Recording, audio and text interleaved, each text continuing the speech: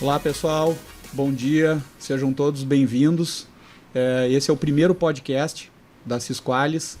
Nós estamos aqui no Health Plus e nada melhor do que inaugurar essa sessão de podcasts da Sisqualis, trazendo assuntos como tecnologia, saúde, inovação, gestão, sustentabilidade. Estamos aqui eu, Guilherme Barros, o meu sócio Guilherme Sander, e recebendo essa visita ilustre aqui do Vitor Ferreira, que é, antes de mais nada, um amigo de longa data, um parceiro aí de mercado de saúde, e atua também como CIO lá do Hospital Moinhos de Vento, né, essa grande referência aqui da saúde gaúcha, brasileira e mundial também. E ele também atua como presidente da Associação Brasileira dos CIOs em Saúde. Vitor, muito obrigado. Obrigado, Sander, aqui também, por estar aqui com a gente. E obrigado a vocês que estão nos assistindo aqui.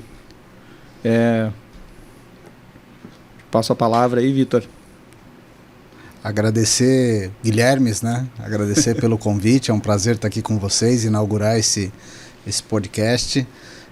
Com certeza mais um instrumento importante para a gente comunicar e para a gente repercutir aí situações que precisam ser discutidas na saúde, né? A saúde tem muitos problemas e acho que posso dizer que todas as soluções passam por tecnologia. Então, assunto não falta, a gente tem bastante coisa para conversar aí. Dá um oi também aqui como founder da Sisqualis e, cara, não podia ser melhor o nosso primeiro podcast. O Vitor é uma referência, a BCIS crescendo exponencialmente nas tuas mãos e o Hospital Moinhos de Vento também é uma referência de saúde para nós, então estamos muito bem representados aqui, nosso podcast iniciando com o pé direito. Bem, nosso objetivo hoje então é bater um papo aqui sobre gestão, saúde, e a gente tem uma visão de que o mercado de saúde, né, a gestão de saúde é uma coisa sistêmica. Então, os resultados de saúde, o desfecho do paciente, ele depende de tecnologia, que depende de pessoas, que depende de processos. Então, dentro dessa visão, Vitor, a gente viu também que em 2022 as operadoras, né, num cenário complicado, as operadoras tiveram pela primeira vez um prejuízo inédito de 11 bilhões e meio de reais. Também vimos as margens dos hospitais diminuindo. Propostas das operadoras em reduzir ou aumentar o prazo de pagamento para os hospitais, também grandes investimentos feitos pelos hospitais em termos de tecnologia, seja diagnóstica, de equipamento, serviço, e também uma mudança no perfil epidemiológico dos pacientes. Então, esses desafios são muitos desafios. Então, eu já começo te perguntando, primeiro, assim, para tu nos passar um resumo aí do teu histórico e como é que foi a tua trajetória até a posição de CIO dos hospitais, com certeza, mais importantes do país. Legal. A minha trajetória para chegar, né, no posto que eu estou ocupando hoje, ela é sui generis, né? Eu não tenho formação raiz em tecnologia, eu sempre fui um curioso, né?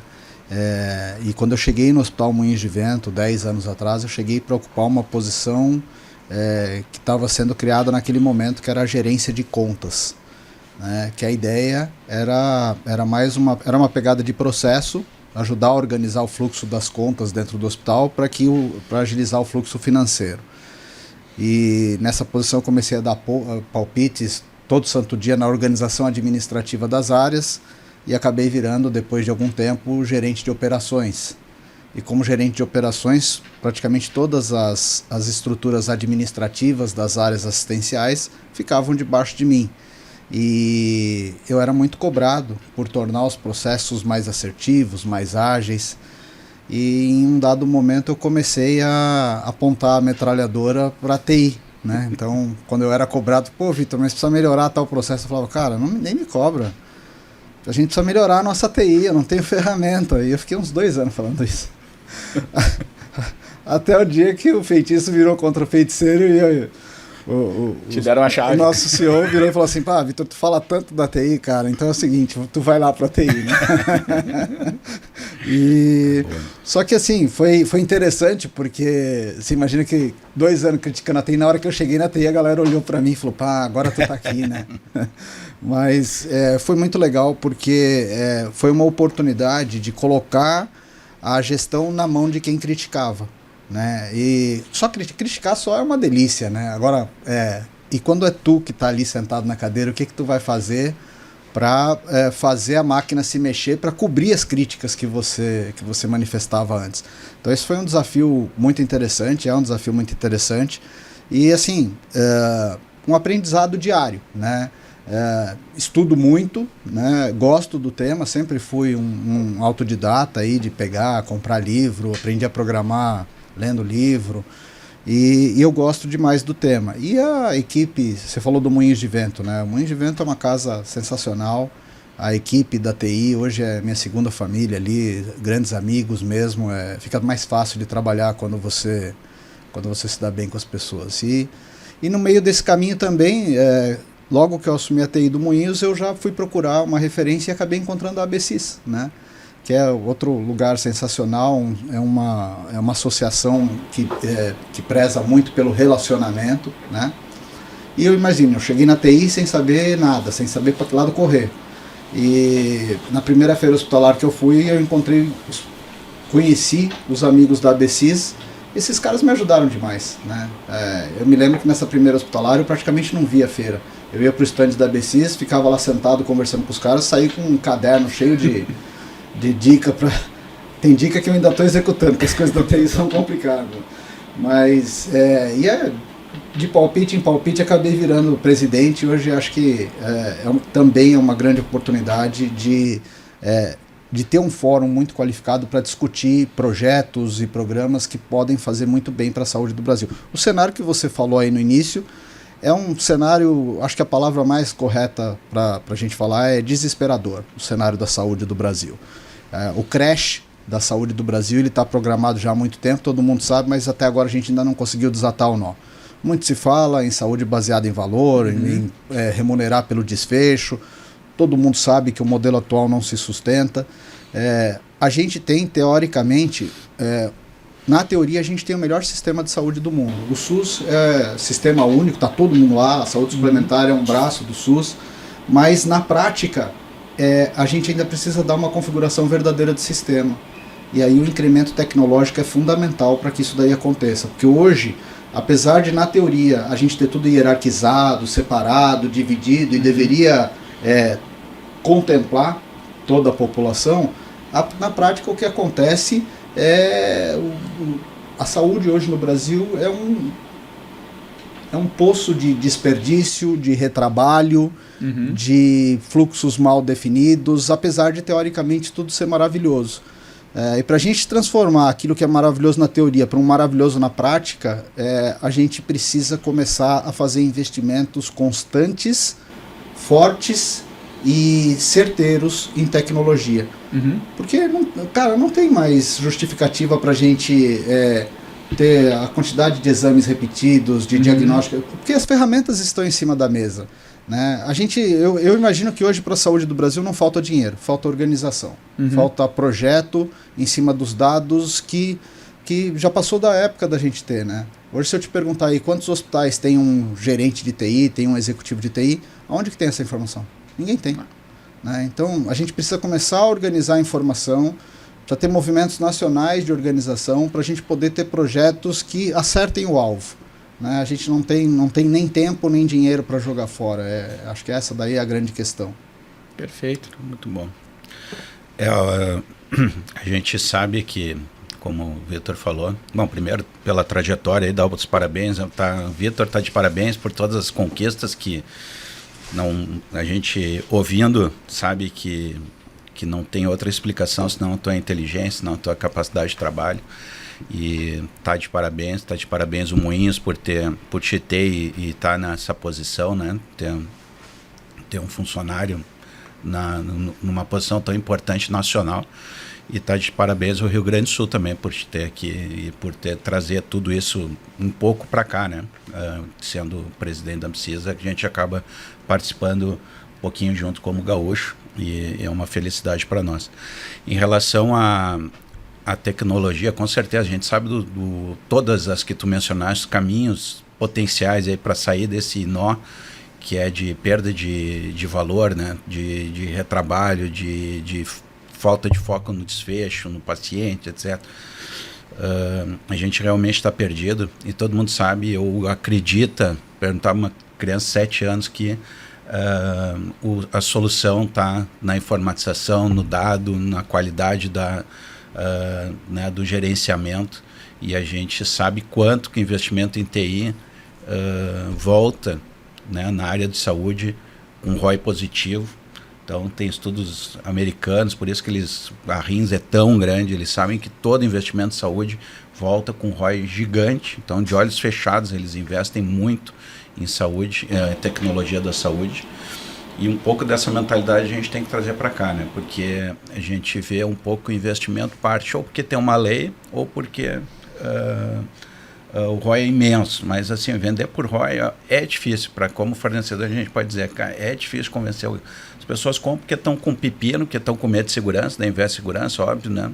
Ninguém quer ser alvo de vazamento de dados, mas também porque tem uma lei, porque veio LGPD, porque veio isso, porque aqui eu tenho que fazer um investimento que é obrigatório, porque a ANS mandou, agora tem aquele relatório obrigatório, porque tem que comunicar com o convênio, se não recebo, mas são drives muito, né, faca no pescoço. Você chegar e dizer, cara, tem algo novo para você, que acredita em mim, vai te dar resultado, ainda é muito difícil esse convencimento. E a gente precisa de pessoas inteligentes, que nem o Vitor, encabeçando uma entidade super importante como a Ambcias, para mudar essa mentalidade, que a gente precisa correr na frente e não ficar correndo porque a faca está no pescoço e o alarme de incêndio está pitando. Muito bom. Acho que é bem por aí mesmo. E assim, até revisitando ali um pouco da questão da tua trajetória, né, Vitor? Eu acho legal uma coisa que tu construiu, que eu te acompanhei lá, né, do tempo de fornecedor lá do Moinhos. Minha primeira reunião como responsável pela TI do Moinhos foi contigo. Foi comigo? Foi contigo. Oh, cara, legal. Então, eu te acompanhei lá desde o início, e uma das coisas que eu vejo que é uma dificuldade que os líderes têm é de formar pessoas, né? E eu vi que desde o início lá tu foi construindo essa relação lá com o time, né? E foi aos poucos, foi fomentando, foi lapidando os talentos, foi agregando pessoas novas e outras que estavam lá dentro. E hoje eu vejo que tu tem dois braços ou 2 pernas ou dois corpos inteiros, né? E cabeças pensantes lá, que é o Thiago Abreu e o Rodrigo Martins, né? Então são 2 pessoas que, claro, que todo o time ajuda, obviamente, mas eu vejo assim que tu tem 2 pessoas ali que sustentam, até para tu poder também desempenhar esse papel que é tão importante na Ambcias, né? Então acho que essa questão a gente tem que ressaltar, porque isso pode servir também para quem está nos assistindo, né, que lidera algum time, da importância de tu desenvolver a liderança, a capacidade das pessoas de também se desenvolver, né, dar liberdade para as pessoas atuarem. Que a gente tem uma tendência à centralização, isso é natural daqui da nossa vivência, nossa cultura, né? Então acho que isso aí é um ponto que eu acho legal assim, da tua trajetória. Acho até que o cenário é até maior do que o que tu está falando, né? Sim, a equipe da TI é excelente, essas 2 pessoas que você falou são sensacionais, compram todas as brigas, estão junto, pegam junto tudo. Antes da chegada do Rodrigo, a gente também tinha o Deuclésio, que ficou muito grande tempo, né? Sempre pessoas muito comprometidas com o resultado, com o desenvolvimento do tema. Mas quando a gente fala de resolver problemas, a TI não consegue fazer nada sozinha, né?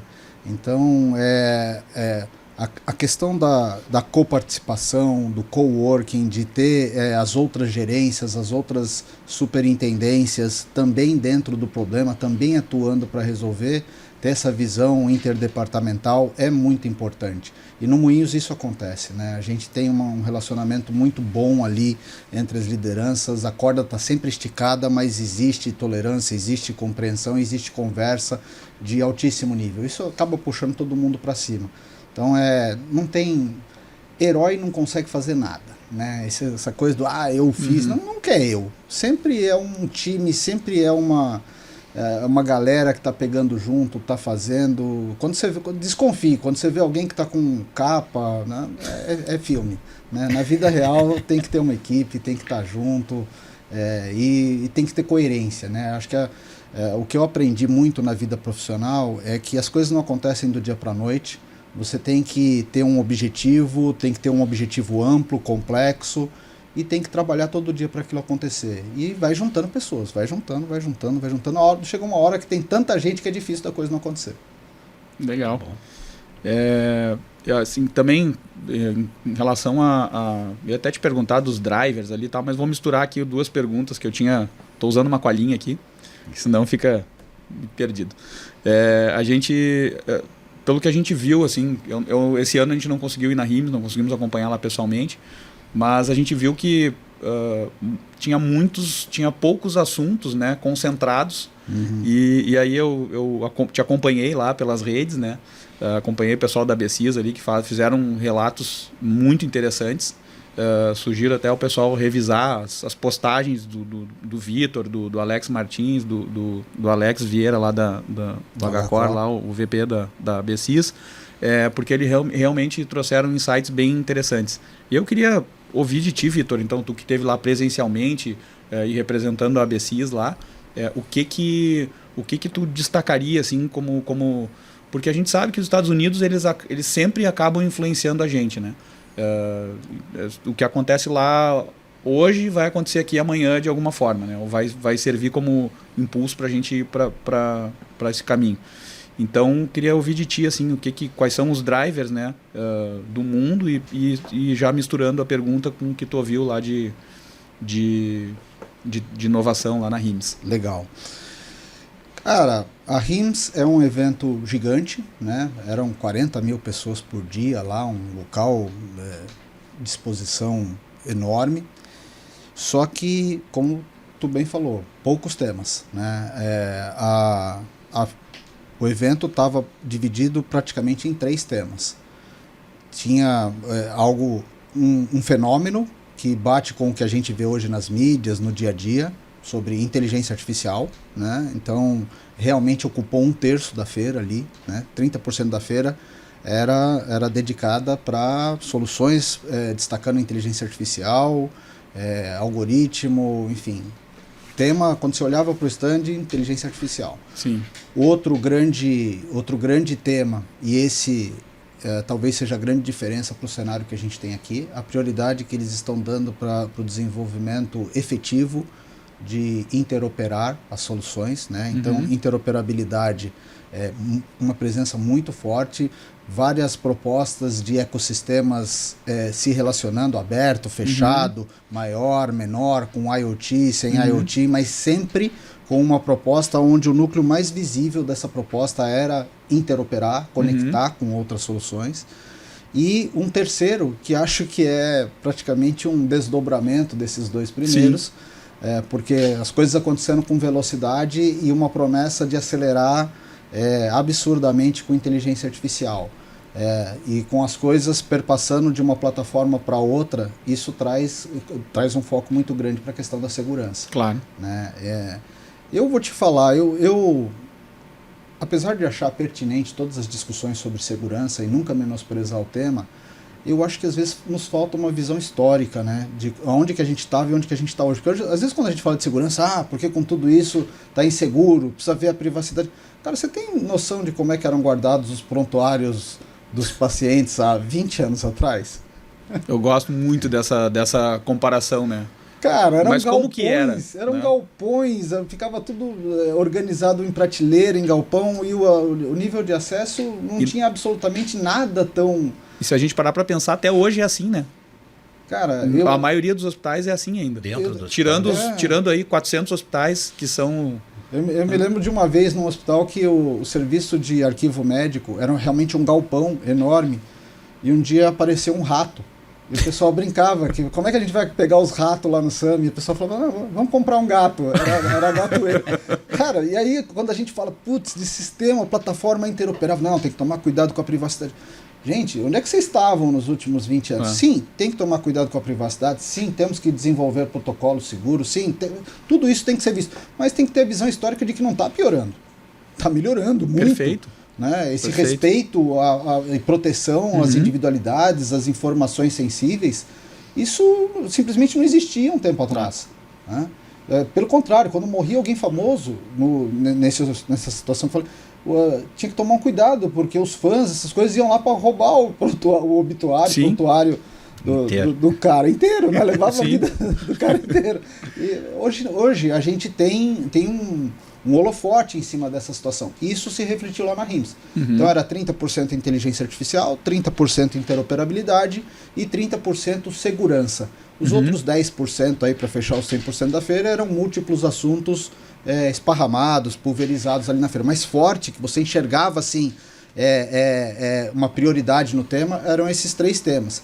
E quando tu me pergunta assim, e comparando com a gente, cara, eu acho que o que eu vejo de grande diferença é a velocidade com que está sendo definido nos Estados Unidos, com que eles estão assumindo os padrões necessários para que o tema evolua.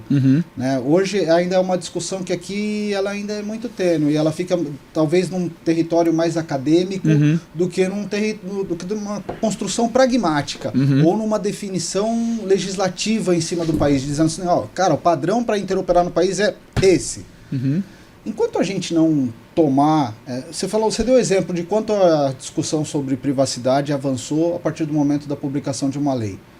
Cara, todo mundo sabia que tinha que fazer de verdade, mas quando que a galera começou a fazer? Você falou da faca no pescoço. Quando botaram a faca no pescoço... É que nem o cinto de segurança, né? Todo mundo sabia que morria menos, mas só começou a usar quando deu multa. Infelizmente, a gente precisa, talvez, desse empurrãozinho para poder dar o passo fundamental para a gente organizar o sistema. Porque, e aí eu estou falando muito do negócio de vocês, né? Sim. Porque a gente precisa desesperadamente interoperar para acabar com desperdício, para acabar com mau uso, para acabar com... Cara, aí você vai ver que sobra dinheiro. Se você pegar o mesmo dinheiro que você destina hoje para a saúde, se você interoperar e monitorar os movimentos de como os instrumentos estão sendo utilizados, você vai ver que até sobra dinheiro. Eu faço uma comparação, assim, os Estados Unidos, realmente a referência, né? As 10 maiores empresas de tecnologia são americanas, e em geral, em saúde nem falar. Eu tive na RIMS em 2006 e encontrei alguns brasileiros morando nos Estados Unidos que estavam na RIMS, mas assim, brasileiros que tinham viajado do Brasil lá, de hospitais, ainda eram muito, muito poucos, encontravam 1 ou 2, e o tema interoperabilidade lá era incipiente, talvez como a gente está agora. Claro que veio com o Obamacare, eles deram aquela impulsionada através de lei, né? Sim. Virou lei, virou vantagem financeira, e depois de um momento virou desconto se a pessoa não, se a organização não estava de acordo com a legislação de interoperabilidade e do Meaningful Use também, que dá também qualidade a esse dado, não adianta juntar. Mas então, comparando com os Estados Unidos, eu acho que assim, na parte de segurança a gente está muito próximo, né? Porque as ferramentas estão aí mundialmente.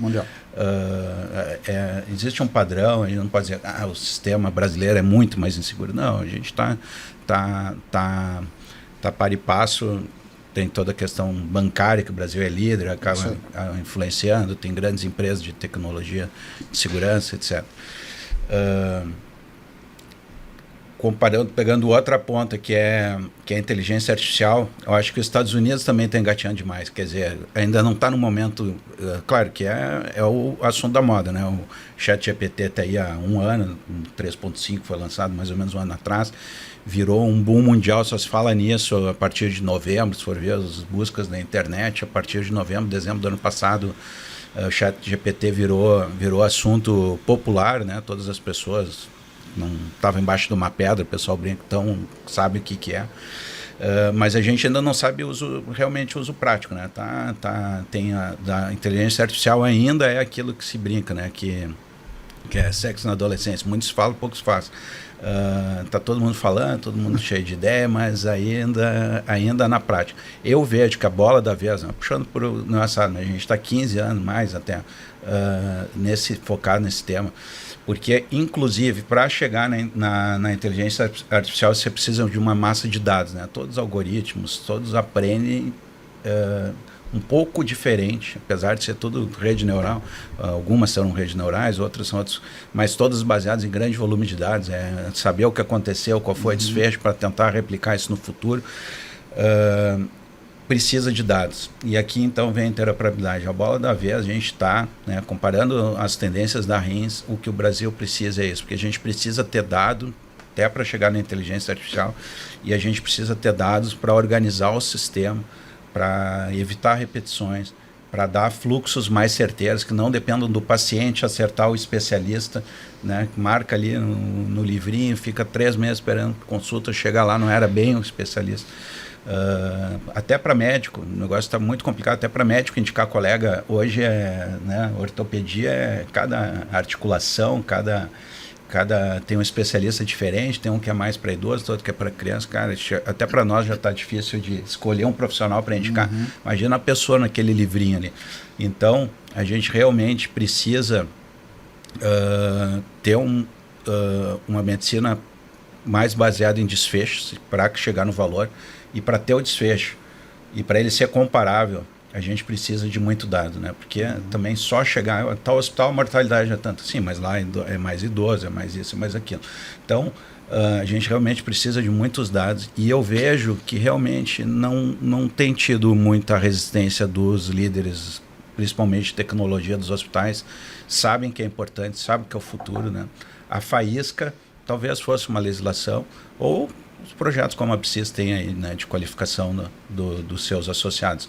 Mas realmente a gente acredita que pelas falas, por tudo que está na rede social aí, realmente os grandes hospitais, aqueles que têm uma mentalidade muito diferenciada, estão a par dessa necessidade, e mais sabem que vão desfrutar de um bônus aí, porque realmente tem um ROI imenso para se aproveitar, de qualidade, de atratividade de pacientes, de redução de custos, e quem conseguir fazer essa junção de investir bem em tecnologia e conseguir passar isso para a operadora, fazer acordos melhores, cara, tem muito dinheiro aí também, não é só benefício para o paciente, claro que é importante, mas para sustentabilidade dos hospitais também tem muito recurso sendo jogado fora que a gente poderia estar aproveitando melhor. Então, eu acho que esses 2 anos, né, nada disso é muito rápido, mas isso agora vai ser, eu acho que o palito de fósforo está no palheiro, aí a gente vai começar a ver esses projetos escalarem rápido. Tem um ponto muito importante na tua fala, que realmente a saúde do Brasil hoje ela pode ser desenhada da seguinte forma: nós temos 7.200 hospitais, mais de 7.200 hospitais em funcionamento hoje no Brasil. Desses, a gente tem 400 hospitais que amadureceram a sua operação e a sua visão estratégica. Esses 400 hospitais, e a coisa nunca a visão nunca é simples, né? Esses 400 hospitais são os 400 hospitais que já conseguiram algum tipo de certificação. Então são os hospitais que tem ONA, JCI, a Canadense, RIMS, né? São hospitais que já se submeteram para uma avaliação externa, já se abriram para o mundo e profissionalizaram a gestão. Só que são 400 de 7.200, né? Esses 400 estão fazendo exatamente o que você falou, estão olhando para dentro, estão tratando a questão da interoperabilidade primeiro no seu micro no seu quintal, né? Estão fazendo todas as soluções conversarem internamente, estão tentando achar maneiras de dar significados maiores para os dados que circulam, que orbitam ali aquela instituição. Isso é muito interessante, isso é um começo, mas isso é absolutamente insuficiente quando a gente fala como sistema de saúde. Primeiro porque são só 400 de 7.200.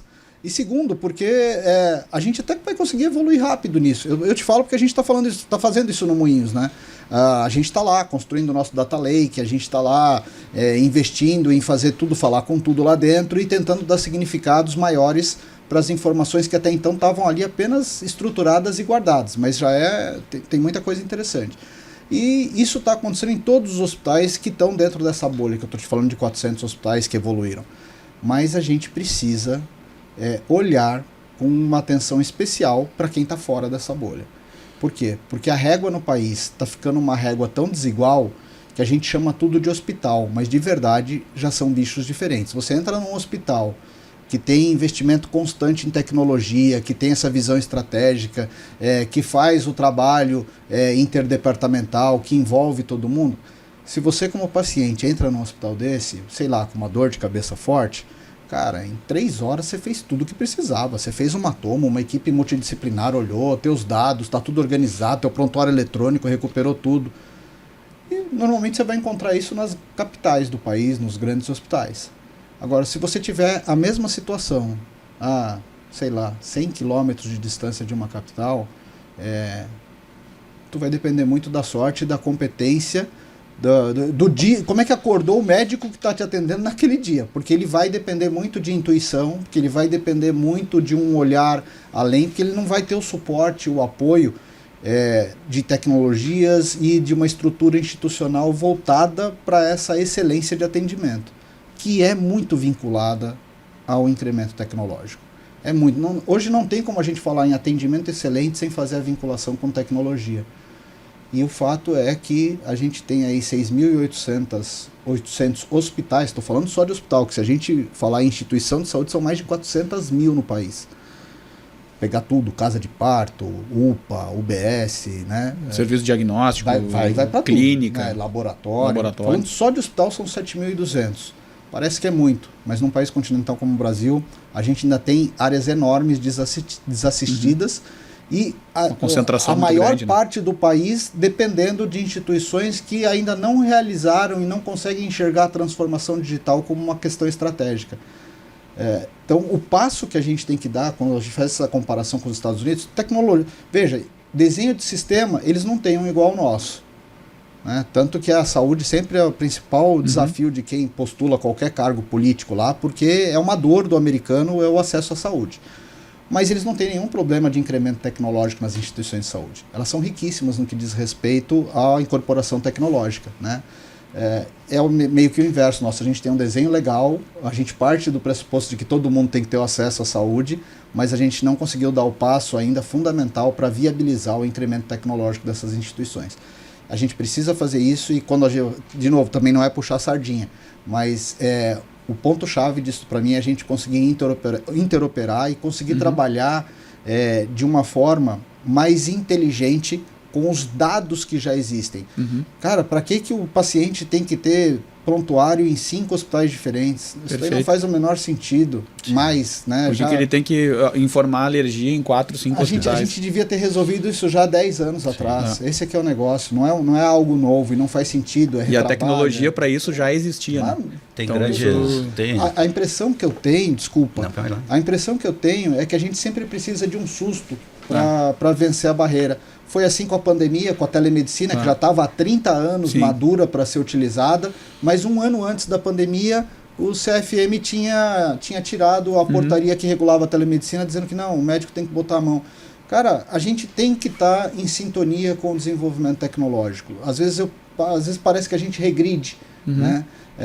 E esse é um ponto que a sociedade brasileira precisaria se manifestar com mais força. Acho que a gente fica muito quieto. Sim, com certeza. É que na saúde, um aforismo, que talvez não seja... Eu sou gastro, né? Então, perdoe a palavra. Mas saúde é que nem gato, enterra sua merda. Isso que quer dizer, quando um hospital não está tratando bem os pacientes, cara, tem uma mortalidade 1% maior. A gente no infarto, de 100 pessoas chegam infartadas no hospital, a mortalidade em 1960 era 30% morria. Com a UTI baixou para 15%, com a AS baixou para 7%. Agora veio depois trombolítico, cara, a gente está já na fração, está menos de 1% dos ganhos incrementais, com angioplastia, com trombolítico, sei lá, ensaio clínico, 50 mil pessoas têm que dar tal medicamento. As pessoas que acompanham, né, tentam acompanhar os influencers, acham que são ganhos gigantes. Não, a gente está sempre falando atualmente em ganhos pequenos, mas que no todo faz muita diferença. O que eu quero dizer é que se a gente não tiver o dado para fazer também comparações, Se a gente tiver o dado interoperável, que significa o dado padronizado, a gente não faz intercâmbio de informações sem padronização.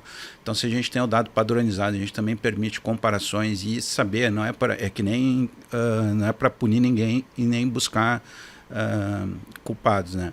É que nem a investigação de aviação, na aviação. A gente tem que buscar onde é que estão os problemas para conseguir resolver.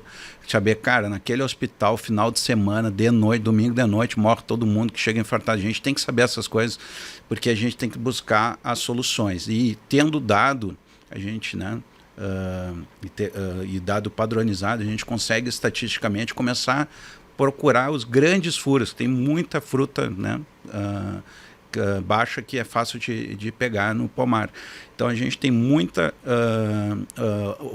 opção de tratamento, de melhorias no sistema de saúde. Hospitais precisam ser priorizados nessa transformação que você mencionou, né? Seja pelo volume, seja pela gravidade que ela tem, seja pelos desfechos que está tendo.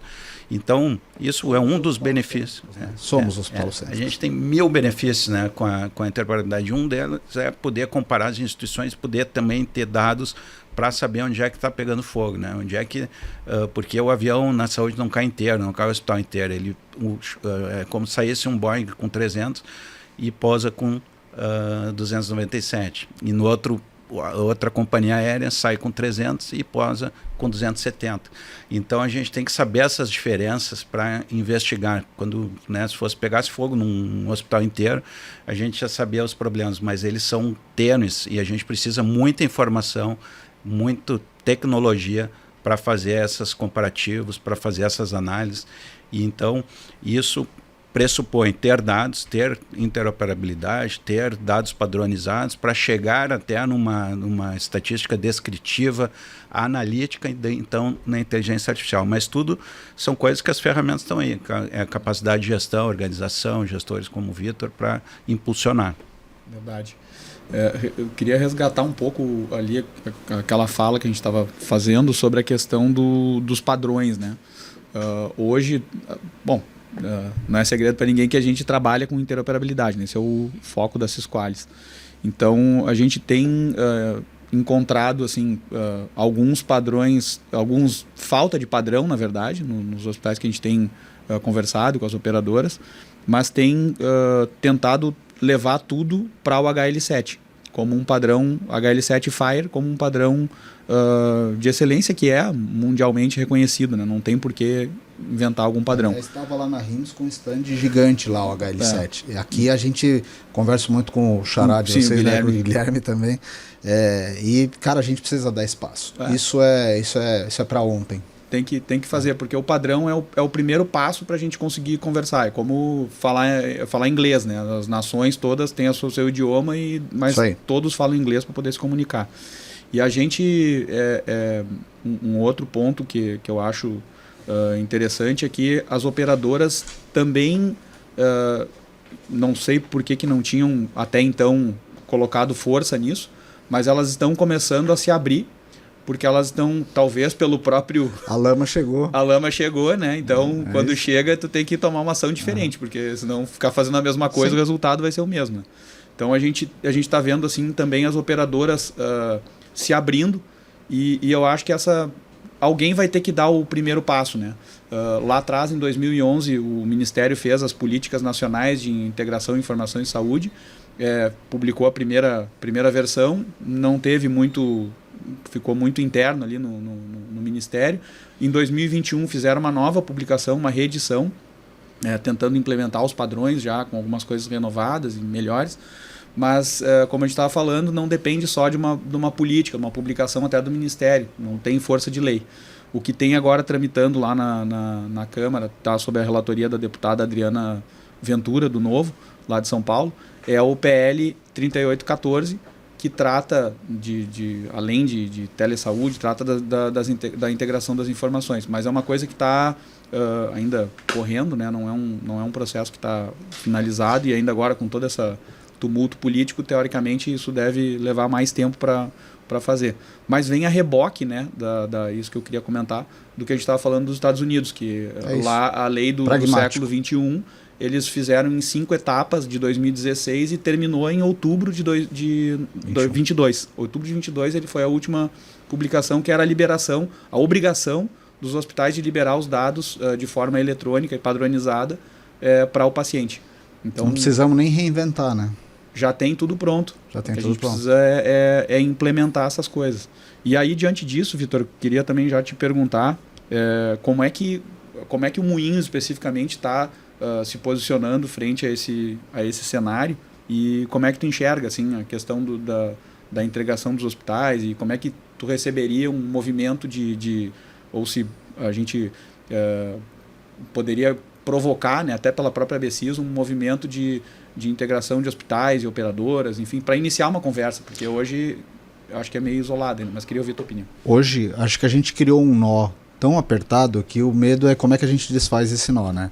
Todo mundo sabe, a interoperabilidade é necessário, ponto, acabou. Mas como é que a gente faz isso sem quebrar um número absurdo de instituições? Uhum. Porque uma das coisas é que eu acabei de dizer para vocês, a gente faz um monte de exame duplicado, triplicado, desnecessário.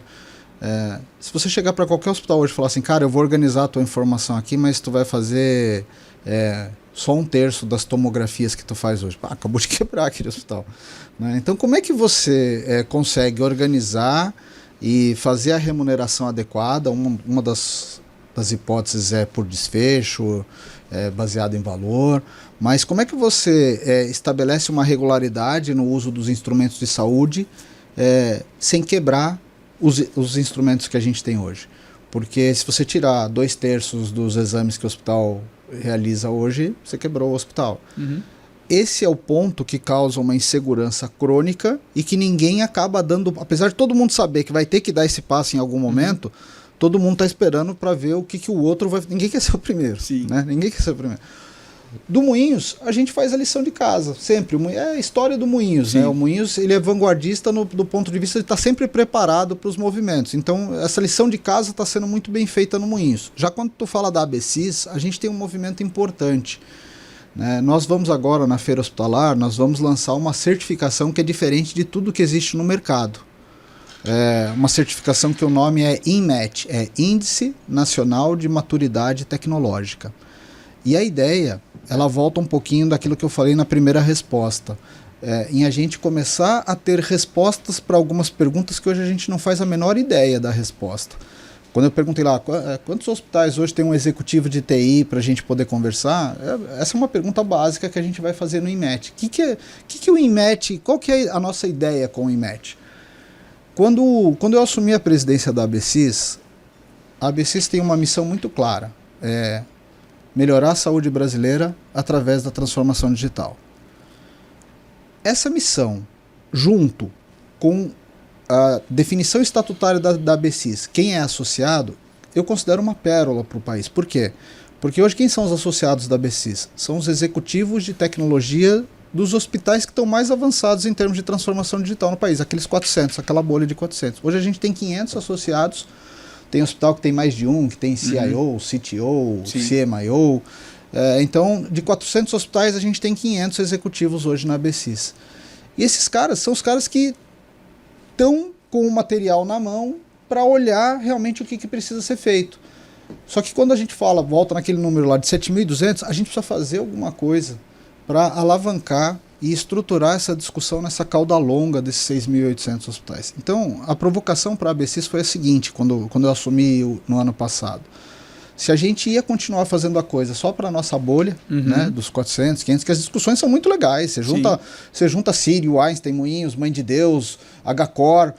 Cara, todo mundo tem case legal, todo mundo tem projeto, todo mundo está testando alguma tecnologia, tá experimentando alguma coisa. Então é muito legal trocar figurinha com esse pessoal. Mas se a gente ficasse só nisso, a gente não ia estar cumprindo com a nossa missão social. Aí não precisa ter associação, né? Aí a gente se reúne uma vez por mês, come uma pizza, troca ideia, tá tudo bem, né? E foi essa a provocação e todo mundo, toda a diretoria, todo o conselho da ABCIS, os associados, abraçaram de uma forma muito especial a ideia de que a gente precisa fazer algo para fora da nossa bolha. E foi aí que a gente reuniu uma equipe de especialistas e começou a discutir o que nós vamos fazer. E o que surgiu dessas discussões foi a ideia de criar uma alavanca para colocar no círculo de relacionamento e nas discussões sobre transformação digital as instituições que hoje não conseguem participar disso, os 6.800 que estão na cauda longa. Então, como é que a gente fez isso? Nós olhamos assim, por que só 400 hospitais hoje têm alguma certificação? Tem alguns fatores aí. Primeiro, porque a certificação é cara.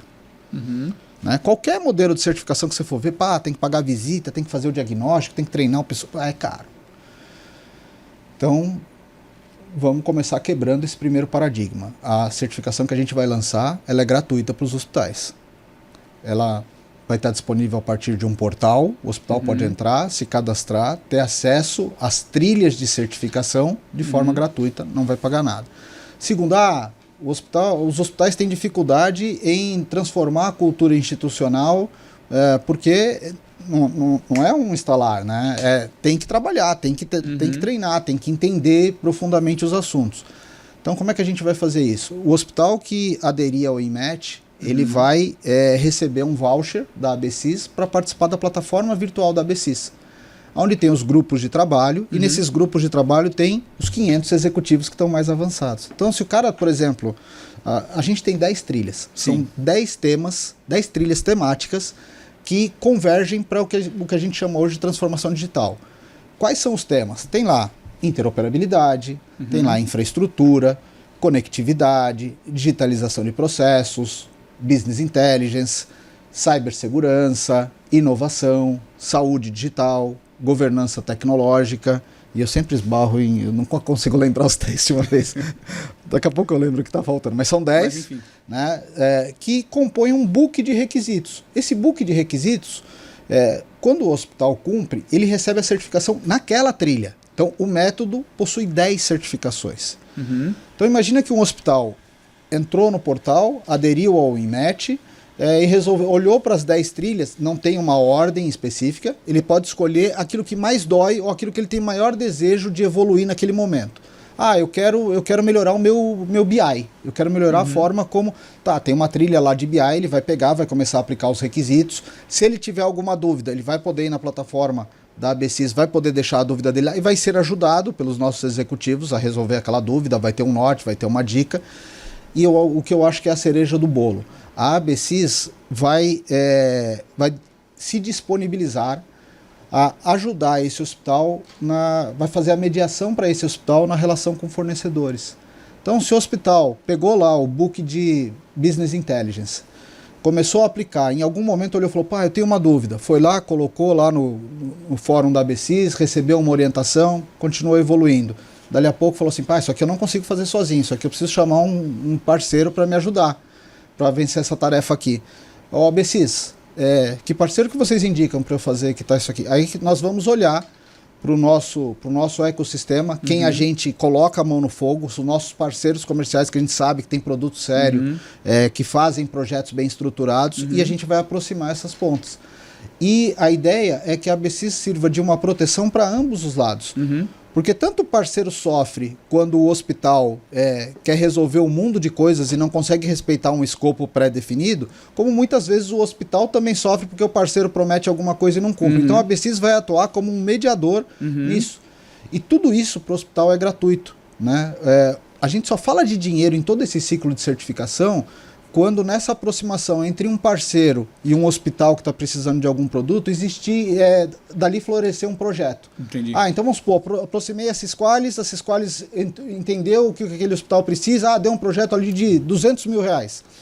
Nesse momento, sim, a proposta e é uma sugestão, 1,5% desse valor global do projeto seja destinado para a ABSIS para retroalimentar todo esse ciclo. Pagar esse acompanhamento também. Pagar esse acompanhamento, né? E com isso, a gente espera fomentar discussões, a gente espera empoderar dentro desses 6.800 hospitais as pessoas que estão mais preparadas para discutir transformação digital, mostrar que aquelas pessoas não estão sozinhas, que existe um arcabouço, e quando o cara vai falar com o CEO, com o diretor do hospital, ele pode levar todo esse arcabouço organizado da ABSIS para falar, olha, eu não estou fazendo da minha cabeça, eu não estou louco. Tem aqui uma associação de CIOs dizendo que o caminho é esse, e a gente está ficando para trás.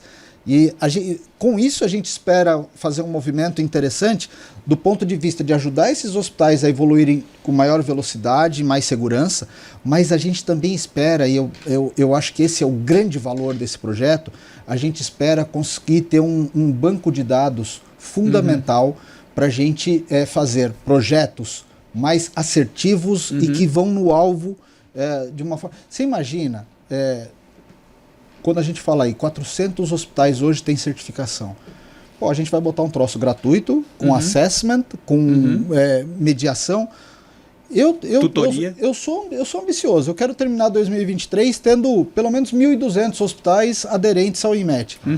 Só se a gente conseguir isso, a gente já conseguiu 3 vezes muita o coisa. que a gente tem hoje no arcabouço dos hospitais certificados. Isso é muita coisa. A gente conseguiu, se a gente conseguir dar esse passo, a gente conseguiu trazer essa galera minimamente para o jogo. Quando eu digo minimamente é porque o desafio é grande.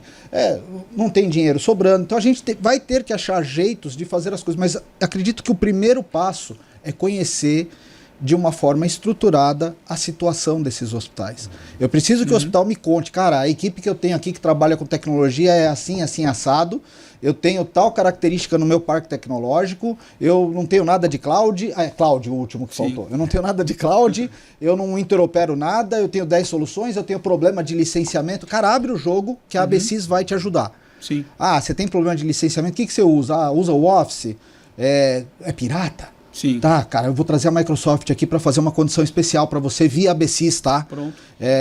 Nós vamos te ajudar, vamos regularizar essa situação e vamos dar o passo. O cara não tem nem acesso, o cara liga para a Microsoft, fica tentando falar, não consegue acesso. E vamos dar o passo, vamos dar o passo que vai te abrir um horizonte. Claro. Eu vejo colegas nossos aí vendendo soluções fantásticas, por exemplo, de inteligência de faturamento.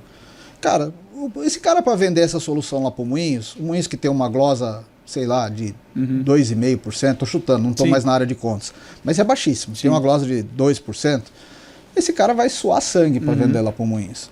Agora, tem instituições aqui no Brasil, muitas, que a glosa está em 15%, a glosa está em 18%. Sim. Você não pode vender para esse cara como você vende para o Moinhos. Você tem que chegar para esse cara e falar assim, ó, cara, a tua glosa está em 15%, usa isso daqui. Se eu baixar a tua glosa para 8%, tu divide esse resultado comigo? Cara, você ajudou o hospital, vai dar resultado para o hospital e você vai ganhar mais dinheiro do que vendendo para os 400 da bolha.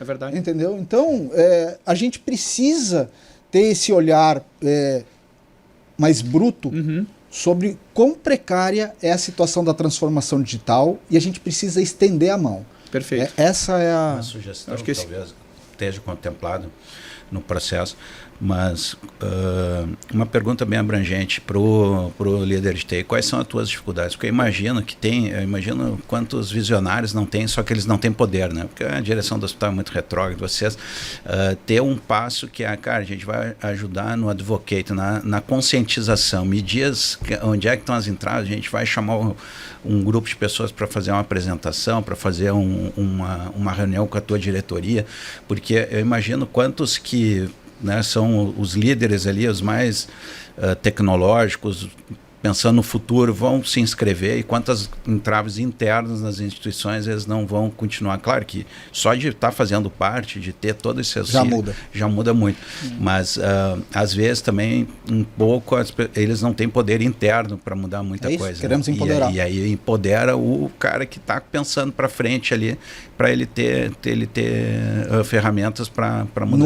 No modelo que a gente pensou, quando o hospital se inscreve, ele já tem um primeiro questionário básico, que é um global, que nos dá a percepção disso que você acabou de falar, de como é que é a situação generalista dele. E o fato dele poder escolher livremente entre as 10 trilhas também nos dá uma ideia direta do que ele tem prioridade para fazer. E o mais legal desse método é que assim, quando você olha os modelos de certificação que existem hoje e que estão aí à disposição, são todos eles modelos que falam da excelência, do estado da arte. Sim. Cara, é para você ser o hospital comparável com a Clínica Mayo, com a Cleveland Clinic, você vai estar junto ali. Tá. Não, a gente não está propondo fazer isso. Porque na nossa visão, a gente só tem 400 hospitais com alguma certificação porque a régua é muito alta. E não tem ninguém ajudando os hospitais a organizarem os processos básicos, a melhorarem a gestão básica das pessoas e a utilizarem de forma mais inteligente as tecnologias que já existem. Então, nós não estamos mirando o estado da arte. Vou te dar uma metáfora que eu acho que você vai ser bem útil. Na Finlândia, tem, todo mundo sabe que disparou a Polônia, a Finlândia dispararam no sistema educacional. Vários estudiosos vendo as diferenças. Uma das questões, os professores são avaliados pela nota do pior aluno. Ele não é avaliado porque tem 2, 3... É isso. Ele tá avaliando se ele trouxe... A régua tem que ser água alta para todo mundo. Se ele está trazendo todo... Né, ele está ali trazendo as ovelhinhas, ele não pode deixar nenhuma desgarrada. Ele tem que trazer todo mundo para frente e ele é avaliado pela nota dos piores para ver se ele está conseguindo trazer todo mundo junto. E é isso aí, não ficar olhando só para os líderes, né, mas a gente pegar quem também está ficando para trás. E os líderes, Sander, cara, vocês estão sempre nos eventos de tecnologia em saúde. Eu comecei aí em 2017, quando eu assumi a TI do Moinhos. Eu comecei a ficar incomodado, porque todo evento que eu vou, são os mesmos fornecedores, os mesmos hospitais, os mesmos representantes. É sempre a mesma galera, é uma turma que está estagnada, que está fechada. Então a gente precisa abrir esse leque, porque eu só tenho uma certeza desse vespeiro que a gente está cutucando. A certeza de que nós vamos aprender muito. Porque a gente vai olhar para um setor que não está sendo olhado. Né? A gente vai fazer uma provocação de desenvolvimento de um tema, que é a transformação digital, que ainda é um mito para essa cauda longa dos hospitais. O cara está tão preocupado em comprar o soro, em garantir que ele vai conseguir fazer o pagamento dos funcionários, que ele simplesmente fecha a porta para as discussões de transformação digital. E ao fazer isso, muitas vezes ele está jogando dinheiro fora. Tem uma expressão deixando de alimentar. Está deixando de dar um salto de qualidade. O norte que tu dá com esse caminho do INMET, você tem um norte para onde os hospitais deveriam estar caminhando, é muito importante. Aí lembra aquela história da Alice no País das Maravilhas, ela pergunta pro Coelho, sabe? Para onde, Coelho, qual é o caminho? Ela falou, para onde você quer ir? Não sei. Bom, não sabe para onde quer ir, então qualquer caminho serve.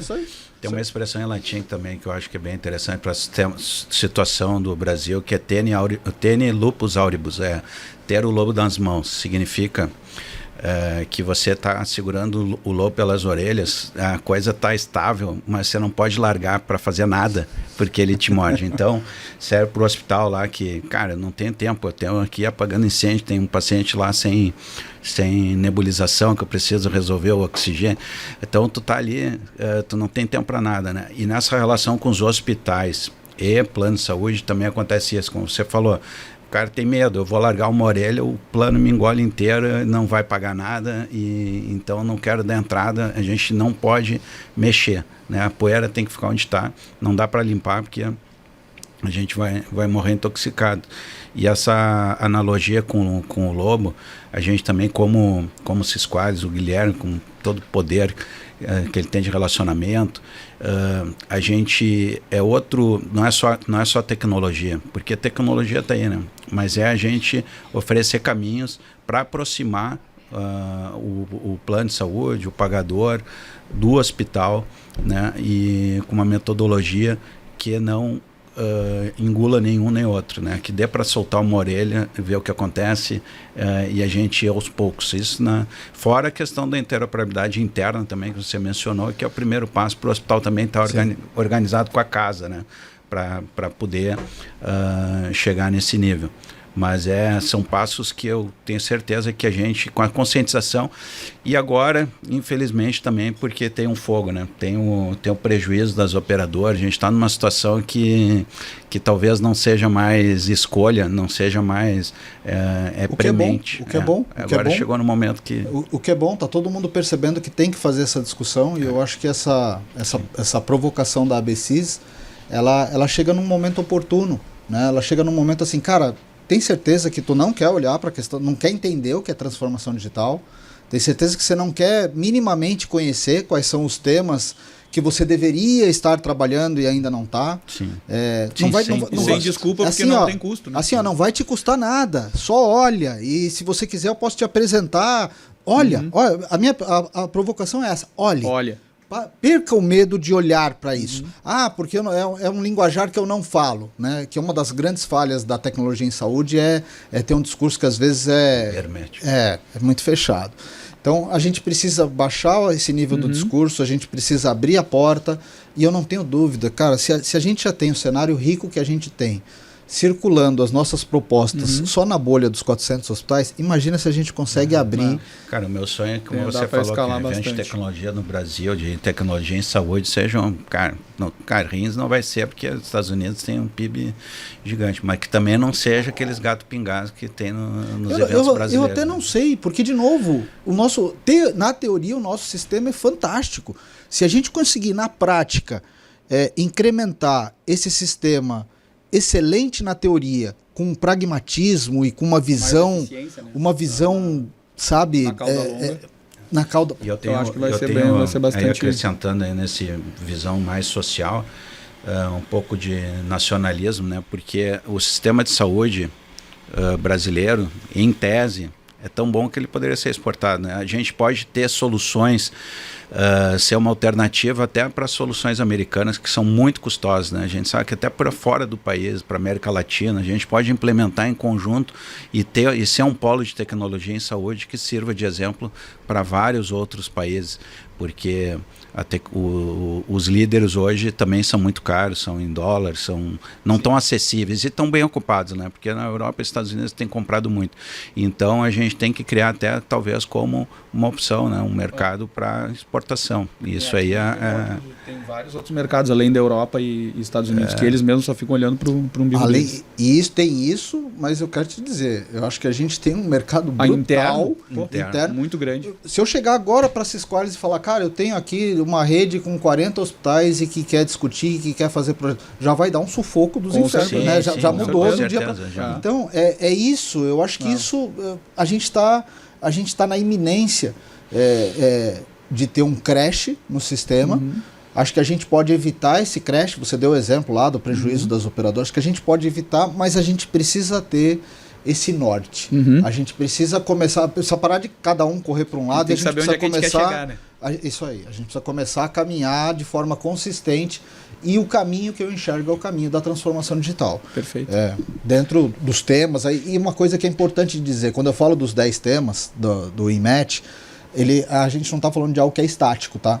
Você falou agora há pouco, no começo lá do ChatGPT, da inteligência artificial. Se amanhã a equipe de especialistas da ABC se reunir e falar assim, cara, eu acho que está na hora da gente abrir um capítulo só para inteligência artificial. Vai virar um 11º, um 12º. A ideia é ter ali os temas que realmente... Sim, de repente a infraestrutura, isso aqui está resolvido, ninguém mais nem está pedindo. Já imaginou que sonho?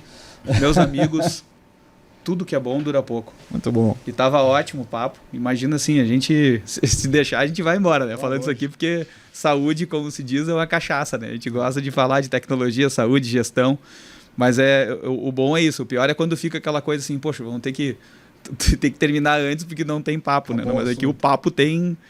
Então assim, Vitor, pra gente finalizar, aí eu queria te perguntar qual é o teu sonho. Tu já mais ou menos falou, mas eu acho que cabe a pergunta aí de tu nos explicar aí qual é o teu sonho para tecnologia em saúde.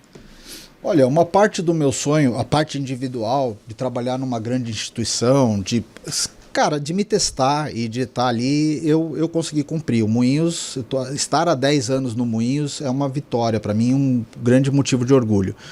Agora, existe um desejo enorme de conseguir deixar um legado, quando a gente fala de ABCs, da gente realmente olhar para o cenário e conseguir fazer uma intervenção que melhore as coisas, que daqui 10 anos depois as pessoas falem, poxa, se naquele ponto a ABCs não tivesse feito aquilo, não sei o que ia acontecer com o sistema.